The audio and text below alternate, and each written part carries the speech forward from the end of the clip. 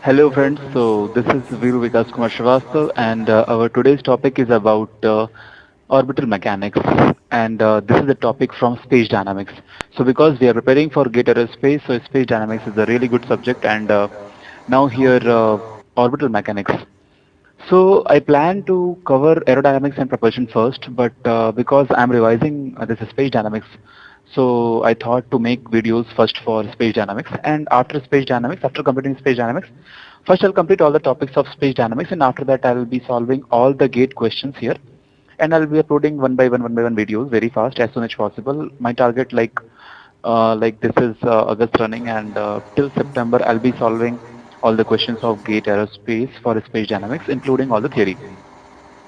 So our today's topic is orbital mechanics. I mean two body orbital motion, two body orbital dynamics. So if we are having two body, so and one of them is revolving around another like sun and earth or another example earth and any website, sorry, any satellite. So if earth and sorry sun and earth and any satellite, they can be a good example. So now what are the governing equations for this kind of concept? So let's see. You know that governing equation r double dot plus mu by r square r cap and here r square or r cube. I'm not sure, but let's derive. We'll derive and we'll get it. I think r square. Yeah, it's correct. R square. This is equal to 0. So this is the differential equation and this equation is the fundamental equation for this orbital mechanics. So now we have to see from like how to prove this equation first of all and what are the variables here. So this mu is called parameter, gravitational parameter and value of mu is gm1. What is g here? Universal gravitational constant and m1 is the mass of the planet around which my satellite is revolving or m1 can be a mass of star around which a planet is revolving. So this mu is fixed quantity and you see in this equation, this is called Newtonian vector equation of motion which describe motion of a smaller object around bigger object, bigger mass. You can see here we don't have mass of smaller body. So okay, leave this explanation. First of all, how to prove this? Because this is only the equation what we are going to approach. After proving this equation, we'll approach two things and we'll find out energy in orbit and angular momentum in the orbit. So let's do this. Okay, how to prove this? So we all are familiar with this famous equation F is equal to g m1 m2 by r square. Nothing to describe about this. Only one thing, like when two masses are attracting each other, they both will approach with equal forces. They both will pull each other with equal forces. That force is F. Now this is scalar. I mean this equation is written in a scalar format and I have to convert this equation into vector format. So how to convert a given equation into vector format? So in this case, I will take a reference plane with x, y and z axis and this m1, m2 masses I am taking here, m1, m2 masses and their position vectors I am considering as capital R1 and capital R2. So one thing, what is called position vector and what is called displacement vector? So if you are having idea about position vector and displacement vector, then too good. Otherwise, here I am giving a link on this video. Here only I am giving the link. So click the link and watch the video. Or okay, so now for here, this arrow is position vector and this arrow is position vector for m1 and for m2. And from here, I am considering small r. Now this small r is another vector in the direction of m2. So from the help of this vector concept, you see r1, r2, r1, r and r2. So in case of vector addition, when we are having two vectors, tail to head, and again from this head to we are drawing new vector. So this is R1 and this one is R, and we are getting a vector R2. Actually, real case is different. In real case, I am showing R1 is this, R2 is this, and this is R. But I want to get a relation between these three, so I have to go for the triangular method of addition for the vectors. So here you can see I can write R2 is equal to R1 plus R. Okay, so now this R2 is equal to R1 plus R. From here I can find out R value. So find out R value, that is nothing but R2 minus R1. Okay, save this equation as equation 1. Now, another concept is what is unit vector. So whenever we divide any vector with its magnitude, then we get unit vector of the given vector. If R vector is a given vector and I have to find out unit vector of the same vector, then I will divide this vector with its magnitude. Okay, if I am very fast, then please go back in the video and see again. So unit vector is done. So now unit vector, if I will multiply in this equation, then value of this equation is not going to be changed. Why? Because unit vector, and magnitude of unit vector is 1. So that's why this unit vector is having direction, and this direction will be the direction of this R. Direction of any unit vector is the direction of its parent vector. So this is unit vector and this is vector. Direction of this is this. So direction of unit vector is this. So direction of force is this. So this F is which force? This F is the force on M1 in this direction. So no doubt this force is because of M2. So I can write F12. F12 means force on M1 because of second object. Force on the first object because of second object. In that case, I can write this as R12. Okay, and if I am not writing anything, then this must be understood like, okay, direction of this R is in this direction. And you see, direction of R and direction of force, same, correct? So that's why this should be the plus sign. Okay, this plus sign. Now, if I will try to define F21, put here arrow, because now this has been converted into vector. Now I want to find out force on M2, which is because of M1. So one thing is clear, direction will be this side.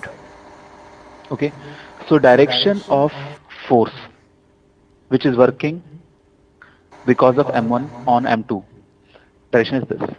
But we have considered this R direction is this.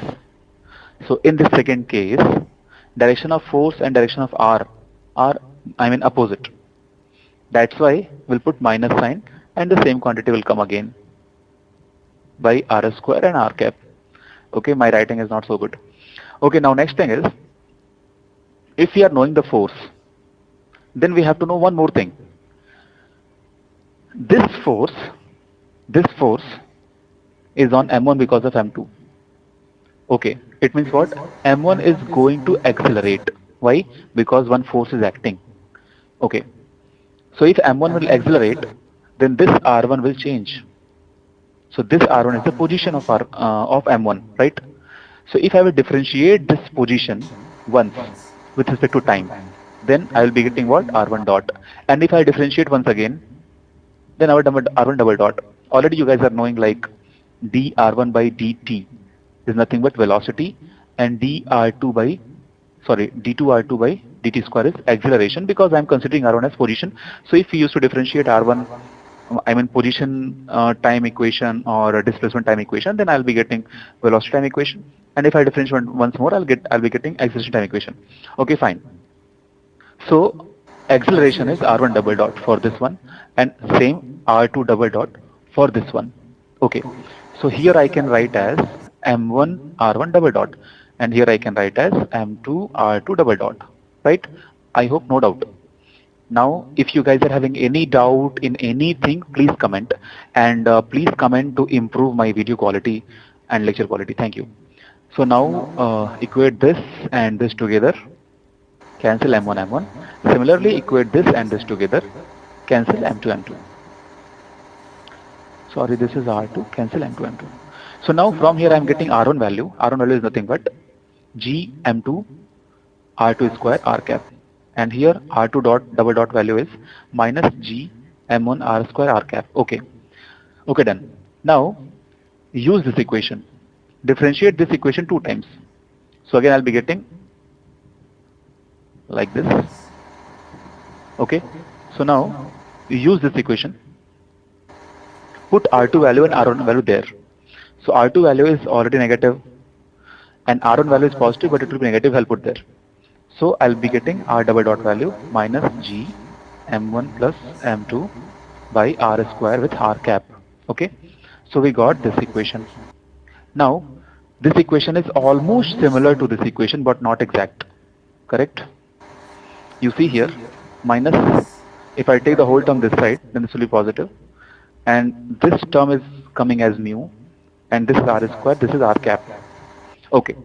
So this is our perfect equation, what we are getting for two body relative motion in vector form. But we have to simplify it into this form. How to simplify? To simplify into this form, we can consider M1 is much larger than M2. Then this addition I can write as M1. Correct? M2 plus M1 is approximately equal to M1. Okay? Or I can write as M2 tends to 0 as compared to M1. Limit M2 tends to 0 as compared to M1. Okay. I mean, we have lot of ways, like we can say like, okay, we are removing M2 from the given equation. I mean, from this equation. So minus G M1 R cap R2 square. Sorry, R square.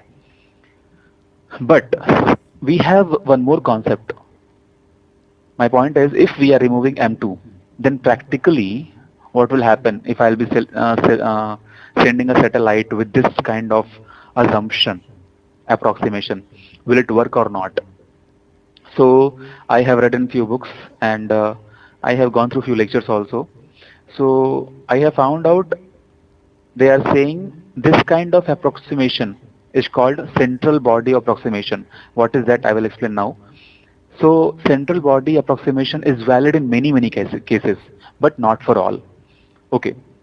So we can remove this M2 and we can write as R double dot minus G M1 R2 square R cap.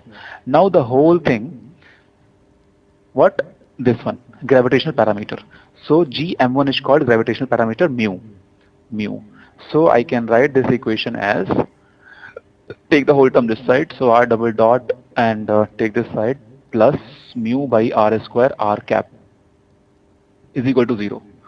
So this became our Newtonian vector equation of motion. So this is very helpful equation, and I'm stopping the video, and in next video we'll use this equation and we'll prove energy equation, and we'll describe all the things related to this orbital mechanics. So this equation is very helpful. But right now I'll clear this one, what is called central body approximation and how it is helpful. So I think video will go a little long, but it's okay. So we can do like this. Suppose I'm having center of mass here and an object here and another object here. So you'll be having concept of center of mass. I'm considering this as R1 and this as R2 and total distances as R. Okay, we are knowing this is M1, this is M2.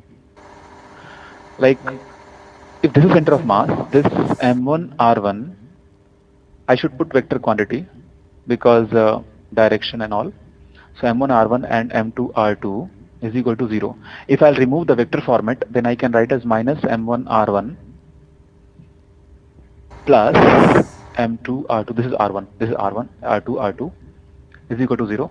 This direction I'm taking positive. This direction I'm taking negative. So you can see from here, if I'll be finding out R1 is equal to nothing but M2 R2 by M1. And if I will consider M1 is much greater than M2, like previously we considered, in that case this quantity will be very less. It means what? R1 is nothing. I mean, R1 has no significance. Mathematically, we can do this, but in some practical application, it is not valid. So the center of mass will shift in this direction, and we consider location of center of mass is nothing but the center of the bigger mass. Okay, and I will give you one approximate data also. Sun and Earth. In case of Sun and Earth, according to mathematical calculation, center of mass is just 450 kilometers away from the center of Sun, right? And distance between them is approx 150 million kilometers. So this distance is nothing. So in such kind of cases, this approximation works. And one more thing, if this center of mass, I can draw one line here, then there is something called moment of mass, that is Rm. What is Rm? R is the distance and m is the mass. So this is called moment of mass. So you know, this sun is even rotating with respect to its center of mass, and even this earth is rotating like this. But we are considering this point exactly at the center of sun. So we can consider. In many cases this is valid, but not for all cases. Okay, then how to prove this equation? It was the target of this video. So now I'll upload next video. In that video, we'll be dealing with this equation. Okay, thank you so much.